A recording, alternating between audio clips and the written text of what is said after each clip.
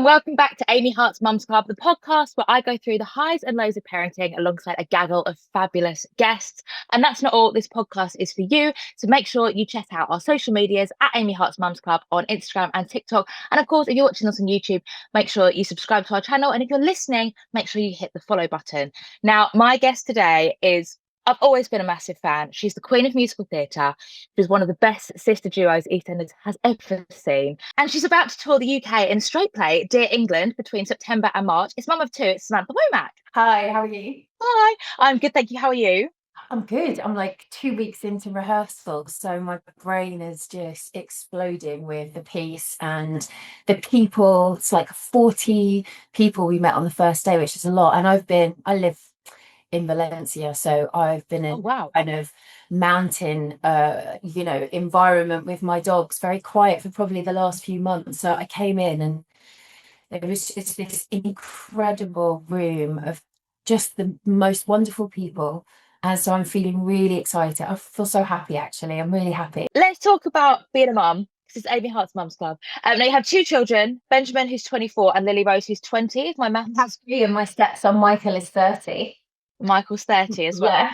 Um, so how do you juggle being a mum? Obviously, your kids are old now. When they were younger, how did you juggle like being a mum and doing the job that you do? In the kind of 90s, the world was a very different place. And because I didn't have a lot of family support at that time, like everyone was working, so I would take Ben and Lily to most jobs with me. Most of my voiceovers in the West End, I knew all of the places that I would go to, and I knew the receptionist, and I would have a bag of toys, and they learned to be quiet in the recording studio, and the receptionist would come in and give them like a yogurt or whatever. So I would Yeah. have one on my back, one in the pram, and I would be rushing around the West End. But also they were with me throughout a lot of my jobs. So South Pacific, you mentioned, Lily was, I think she was 5.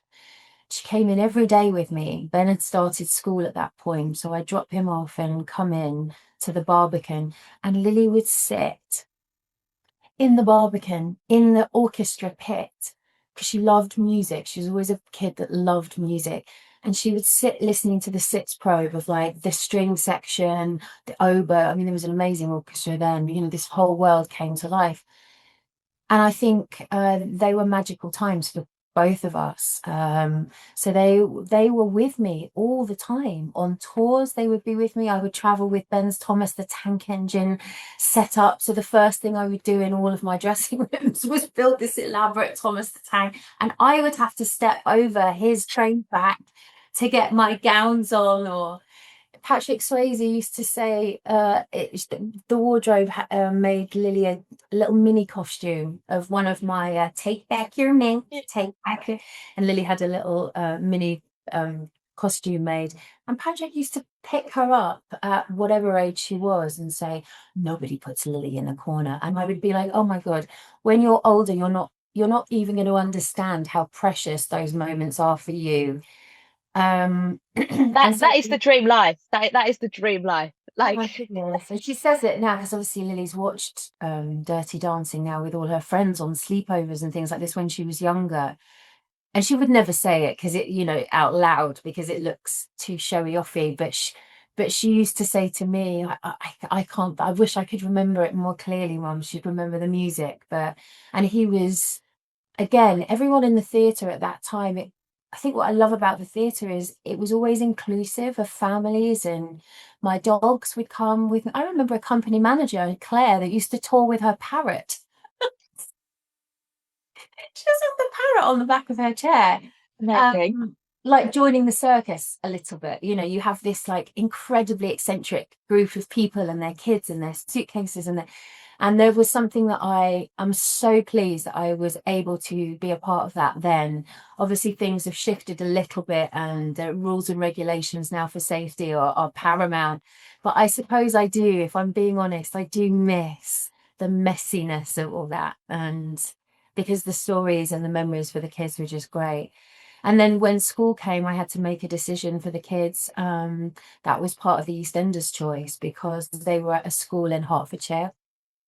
and Eastenders films in Hertfordshire. Yeah. And we'd found a really beautiful house in the country. We decided London was a bit too much for us, so we wanted to move out. And again, it felt like this universe just kind of aligned, and a job was offered to me where I could either take the kids to school, but I would definitely be there for their kind of early education. And that was really important. But I do think the decisions you make is, I was having a conversation with my son actually about this the other day, because he's 24 and I have such a close relationship with him and Lily. Lily's with me now actually outside. We've I got a love camper that. van. Yeah, she's parked outside in the camper van outside rehearsals because she's got a bit of time off from Bristol. But Ben said to me, and it at that time I thought we make the decisions that we think are best according to us. So in my head, I checklisted everything. They were in a great school. We got a beautiful house with a great garden and pets, and I had a job close by, which meant I would see them in the mornings and the evenings. And Ben said to me the other day, that was your understanding of it. But he said, for me, I would have periods of time with you when I was little that were all through the day. You know, you'd go away to work for a couple of months, but then I'd have you. And he said for him, EastEnders meant that I was there in the morning, I was there in the evening, but he did feel a sense of abandonment at that point because he was 11 and I'd just gone. But in my mind, I was there. Do you see? Yeah. So I had to say to him, I can really understand how that feels to you. And in my mind, I was doing the right thing. And I think that's an important thing with parenting, is that we all have different versions of the story. And it's really important, A, to encourage them to tell you what theirs are, and to apologize if you feel that that has hurt them, even if it's not intentional, to have that dialogue. Because I could see with Ben, the minute I acknowledged it and the minute I said, that must have been so hard for you, I'm so sorry, it's like it lifted off him, and he'd been wanting to Mm. say it to me for a long time. But if he felt guilty because we had the house and we had this, he didn't want to say, actually, I just really missed you, Mum. But we had a bit of a moment, you know. So Mums and their boys don't. That's like I've just done Love Island for 8 weeks, so I literally leave the house at 7 o'clock every night. yeah, And Stanley's two, obviously, so he's like, "Mummy's going to work in the telly, bye bye," and like he's fine with it. Like I started doing it when I was pregnant with him, and then he yeah, was a little baby, then he was nearly one, then he was like 1.5. So this time has been the hardest, I think, because he understands it more, and I feel like it's only going to get harder as he gets older. yeah. Let's talk about your stage roles quickly. You've played so many, from like Sandy and Grease, the Morticia, to the White Witch in Lion, the Witch in the Wardrobe. What would you say is your favourite out of all of them? It's hard really because you get emotionally attached to all of them. Like obviously with Ronnie and Roxy and EastEnders, I was playing that role for a long time, and so somewhere in my brain, um, reality and fiction gets kind of, you know, the boundaries are blurred because you're in that space probably in the set longer than you are in your own home. And Mhm. so I think that you start to believe in all of these people as your cousins and your uncles and your aunties and your sister, and you go through life changes together. I think Rita and I went through kind of literally all of it, the gamut, you know, birth, deaths, marriages, divorces, everything, with all of our team, and not just the actors, the crew members as well, very, very close to the crew. And so I think probably for me that was the one that kind of landed the hardest in your body, because it feels personal. It feels like that's your life. Do you think it feels so? Like, obviously, you did Nelly Forbush in South Pacific, one of my favourite musicals. Love her. Do you think like that? Obviously, you're putting on a costume. It's like a period wig. It's, period makeup, and Yeah. everyone is dressed, and it's like your sort of life in the dressing room and at warm up is so different to what is in the show. Yes. But when you're in EastEnders, you're wearing normal clothes that you potentially would wear on the outside, and everyone Yeah, looks normal and looks of the time. It exactly. feels like it is your life. Exactly. That's exactly right. And also, you know, they had to keep telling me to go a bit more East End because I kept coming like slightly out of that. And so then my voice would get blurred. So I'd go to pick up my son from the school and I'd be like, "What, Ben?" And you go, "Why is he feeling like that?" this is funny with accents. You're right. If you so something like Nellie Forbush, she's kind of like from the deep south and she talks like this, and she's really positive. And but I'd come from playing Ronnie Mitchell into her. And I remember there's this amazing director called Bartlett Sher. He does all of the Lincoln Center in New York's productions, and he brought South Pacific over to the Barbican. And there was a number where I have to sing I'm a cockeyed optimist. She's just so happy with herself and the world. But I just couldn't quite find that joy because, of course, I just come from, Ronnie, who'd lost her child, and he was like, "God, damn, like you're really struggling to find the joy in this." And I was like, I just feel a little bit damaged from where I've come from. You're gonna have to give me a little time to get into Nelly. But it was easier because, like you say, you've got the wig, you've got the stuff. In this, I'm an Aussie, like she's an Aussie, so she's got an Aussie accent. And immediately, if I start talking like that, I am immediately in somebody else's body. And she's a lot lower than I am because she's a psychologist and she speaks more slowly and she connects with people. Whereas I'm kind of up here and I see. So it's funny how immediately a voice just roots you in. I love that. Do you prefer TV or stage? Stage. I really, I don't want to use the word dislike TV because I have had some great experiences, but I have to say I like working chronologically. I find it really difficult shooting out of order. And I also think I probably got a brain that is kind of slightly over towards my brain thinks very fast, and I find repetition very difficult. I like doing the same thing over and over again. I find it hard to connect in the same way. So a lot of TV is waiting around, and also you lose control of the performance because somebody else is editing it and pasting it together. So I think as a person who likes quite a lot of creative control, I love setting foot on the stage and then I'm like, you're mine for 2 hours. This person is mine. And it's like it's a whole journey. You start, middle, end, done. I love that. Amazing. So your play is from September till March. Yeah. It's Dear England. It's going out again. Um, it's the Gareth Southgate play, isn't it? Who's playing Gareth Southgate this time? He's called What is David it? Merzica and he's just phenomenal because Gareth has that kind of voice, where he stays on the same thing, but he's actually really profound and he's really soulful and and really because when I you think about it as being a play about football because it's surrounding football and football players, but it's really nothing to do with that as more of a kind of what happens to humans when they are plagued by fear. What happens if you're worrying about an outcome rather than being present? And it's also about these young humans, young men who are coming into an environment where the story's already been told to them. You either win or you lose. And we never see the humans behind the game and how that affects them and what the kind of collective damage is for all of them. So I was a bit nervous because as my son is 24, and the majority of the lads in the room are kind of 20 to 24, and I've never been in such a male dominated space before.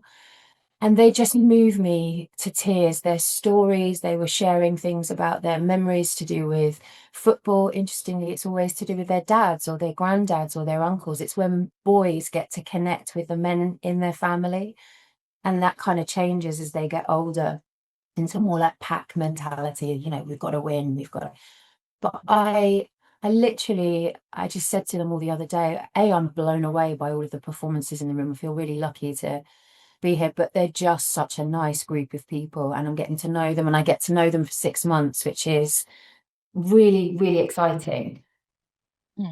It's interesting to say about like the dad and the granddad thing. I watched Ted Lasso just after I had my little boy, Yeah. and the bit that I cried the most at was the little boy, like Ted's son, when he sat outside the pub reading the program with the lemonade, and I was like, oh my God, that's gonna be my little boy. Because my dad's a Brighton fan and my husband's a Spurs fan, so he kind of Right. support both. Yeah. And you can only buy season tickets for Brighton every 5 years, I think it is. And Right. that comes up next year. So my dad's like, yeah, cool, I'm buying Stanley a season ticket. I'm like, Dad, he's going to be 3. And he was like, yeah, but the next time he'll be 8 and it'll be too late then. He needs to start home for when he's like 6. I'm like, Yeah. okay. And that's often the only environment, I think, particularly if they're coming from a world of, I mean, all families are different, but certainly generationally, like throughout the 60s, 70s, 80s, 90s, when we're talking about when England won the World Cup in 66, and you Mm. think, wow, that's great. And we've had this kind of pressure on these young boys to win since then. And Gareth Southgate's story, I remember watching those penalty shootouts. The press were brutal at that time. You know, there wasn't the same measures in place as there are today of kind of protecting people's privacy a bit more, and also the personal attacks. And just seeing this young man, like, it wasn't even chosen, just puts his hand up for like one of the most pressurized moments in English history. And just because he wants to do that for his team members, he barely thinks about what he sees. He puts his hand up and then walks to that spot completely alone with the pressure of England on his shoulders. And unbelievably, no one before that moment decided who was going to take the penalties, or decided, you know, what kind of things we need to put in place in order to feel secure in that moment. So your adrenaline isn't pumping, because of course you can't make good No. decisions.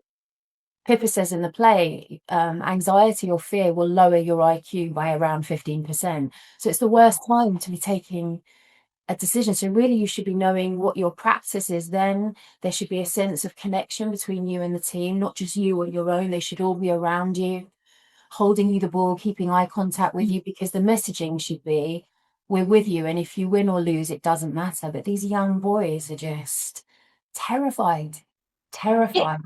it is mad they don't have, or they didn't have, like these plans. If you think like from a theatre side, like you that show runs like, if this person's out, this person, like with the swings Yeah. and stuff, like all the tracks and how it all works together, and if 4 people are on, how you work it out. And you think like that's every single night. These games are like every 4 years. Come on, like put a bit of a plan in place. Like That is such a good point. You're right. It is like a theatre, isn't it? It's like you've got the audience, you've got everything, but they're obviously live, being broadcast live. yeah.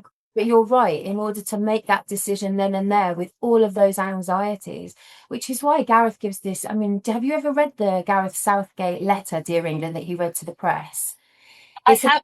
I it's a think I probably watched it like Okay, when. so it's a real letter that he wanted to address so many of the things that he felt were beautiful about football, but also as a culture, what we England think of it, and how these England players are caretakers of our story, but they've got this weight on their shoulders. And he writes the most beautiful letter and he puts it into the media. And when you read it, you just think, what an incredible piece of work. It's like it's all his words.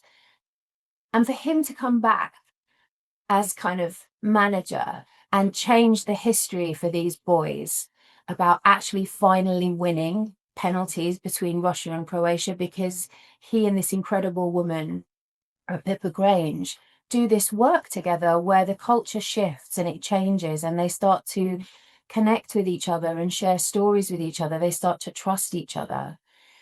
And because they feel that lightness and the love of the game come back, the excitement comes back, and Gareth Southgate breaks the curse of the penalty. And I just think that, in the kind of alignment of the stars, like how Mm. much Pippa's soul and Gareth's soul were kind of kismet, they were meant to meet. I love the idea that there's something other than football, which is like he gets time to put to bed the demons that Mm. hurt him and crucified him on the spot. You know, the papers at that point were just brutal. We're also making decisions based on the things that we wanted in our childhood. So often we rectify the mistakes of the things that we didn't feel we had, and we flip the coin and we do it. And often that's just flipping the coin. It's just Yeah. giving the reverse of. So I think it's one of the most, I've learned the most in my life, definitely through my children, and they still to this day. I mean, There've been some things that Ben and Lily have supported me with. Obviously, the cancer. They got both of their parents got cancer within, I want to say like 2 months of each other, because I'm very close to their dad. He's like my soulmate. We speak to each other twice a day. He's actually staying with my partner at the moment in Spain, and they're doing the gardening together. It's a weird setup, but you know, everyone It gets it. works. Yeah. It works, and I'm a big believer in if there's no pain involved, then actually families should always pull together and support the kids if they can.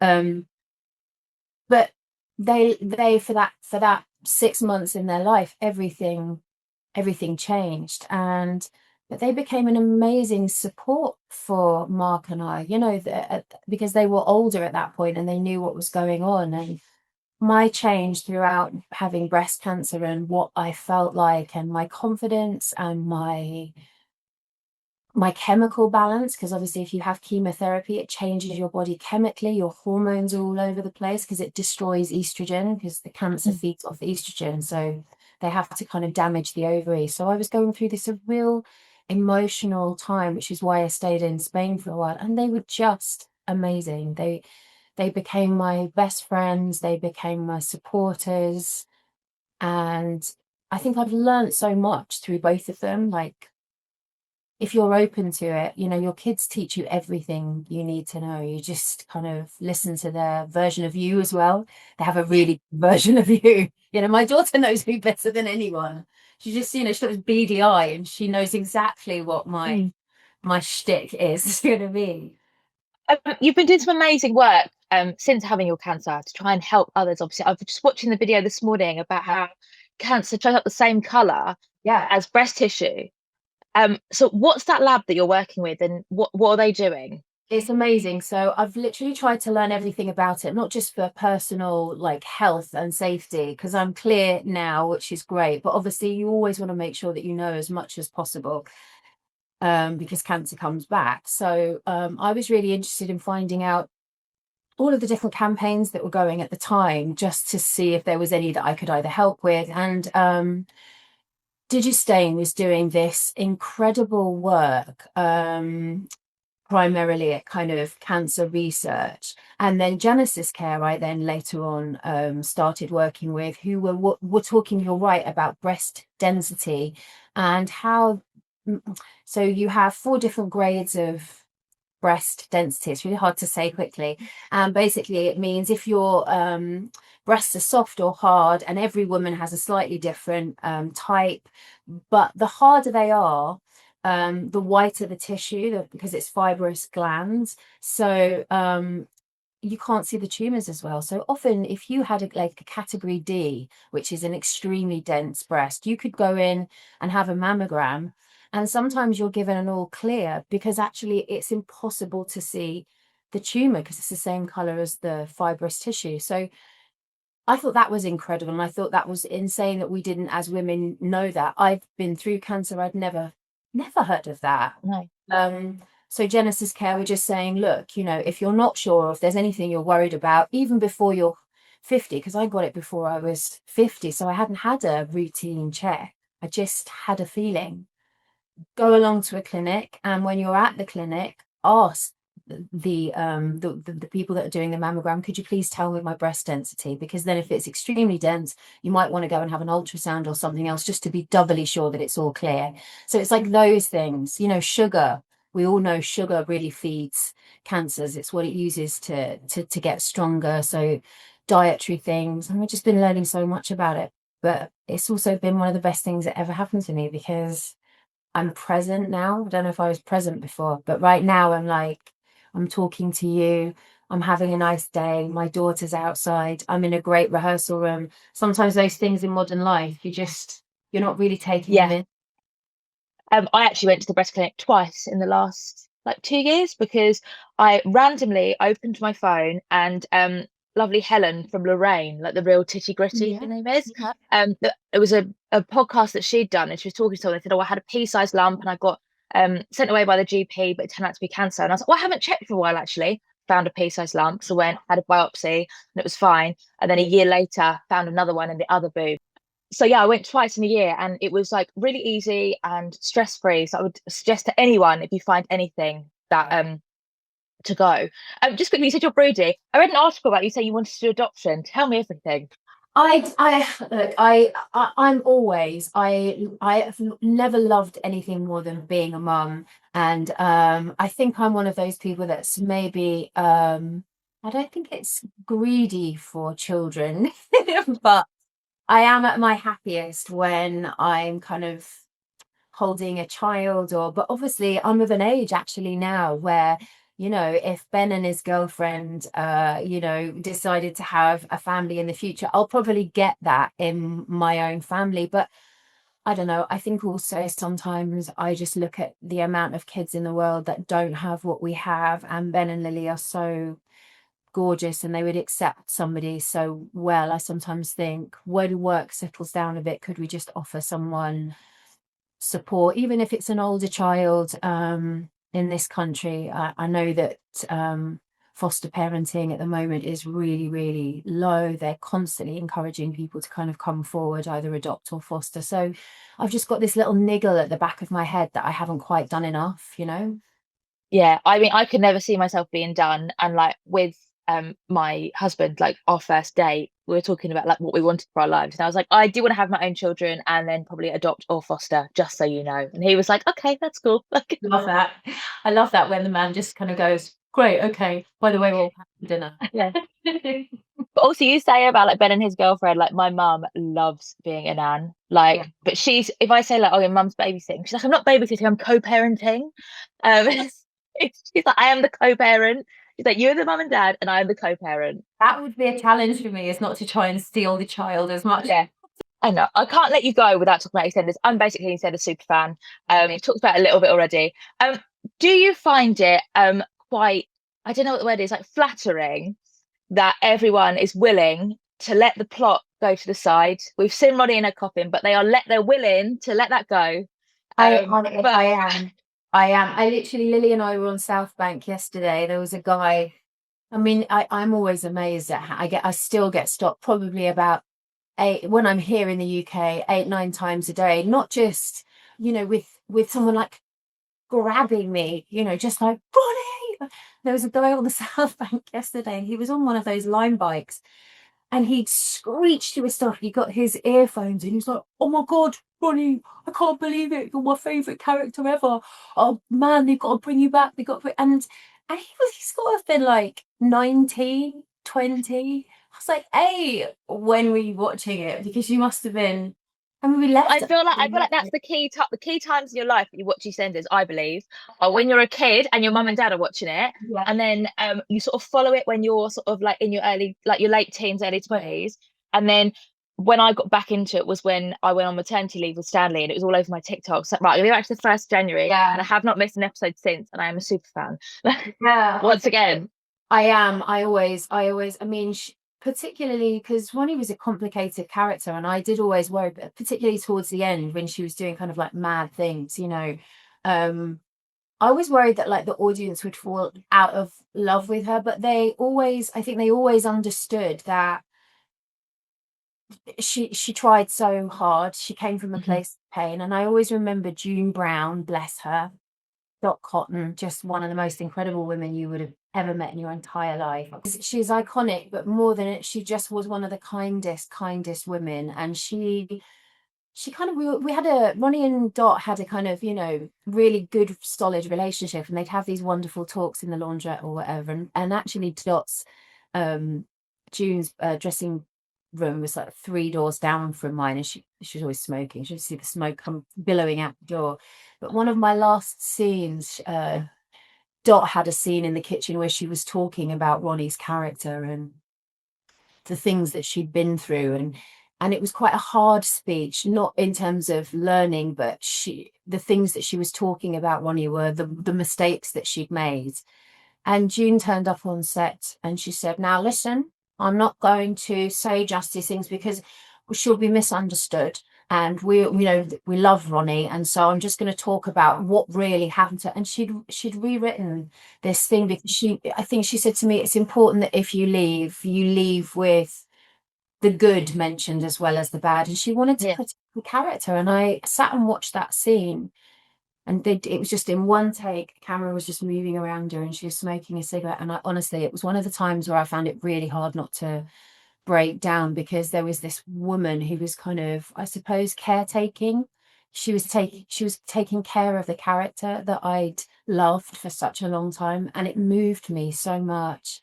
One of my keepsakes of hers, I've got one of her little hankies that she used to keep in her pocket. I've got it in my jewelry box, just a little rose covered handkerchief that's just folded and ironed, and it's in my jewelry box. I love that. You got to work with her, you got to work with Barbara Windsor. What was it like working with her? I love Barbara, because Barbara was in musical theatre as well. So Barbara used to come and see me in all the shows. In fact, I was late on opening night of South Pacific because Lily, who'd been in my dressing room, had left colouring pens in a plastic bag. I got my toe caught and I dislocated my toe. I fell over 24 minutes before the opening of the show. And I had to, like, climb on a ladder and stuff to open the show. And Barbara was in the audience, and she she was texting me, "Where are you? You're supposed to be opening, blah blah blah." And it was really funny. Barbara was sitting in the auditorium, and she was waiting for me on stage to do press night at South Pacific. And because I dislocated my toe, I needed a doctor to come in and put it back in before I went on stage. And Barbara was texting me, "Where are you? Why are you?" Constant professional, beginning, middle, and end. That was Barbara. Thank you so much for joining me. Dear England is from September till March. Loads of theatres. You've sold it to me. I can't wait to come. Oh, come and see me. Come and see me. Come for a cup of tea after the show. Oh, you don't have to ask me twice. I will. Maybe. I will bring it. Yeah, you can. Stanley can be backstage with you. No chicken pox. No chicken pox. That's it for another episode of Amy Hart's Mums Club. I hope you loved that chat with Samantha as much as I did. She's just amazing. I'll be back next week with another fabulous guest. But until then, don't forget to follow us on all the socials at Amy Hart's Mums Club on Instagram and TikTok. Don't forget to subscribe or follow this podcast wherever you're watching or listening, and we'll see you next time.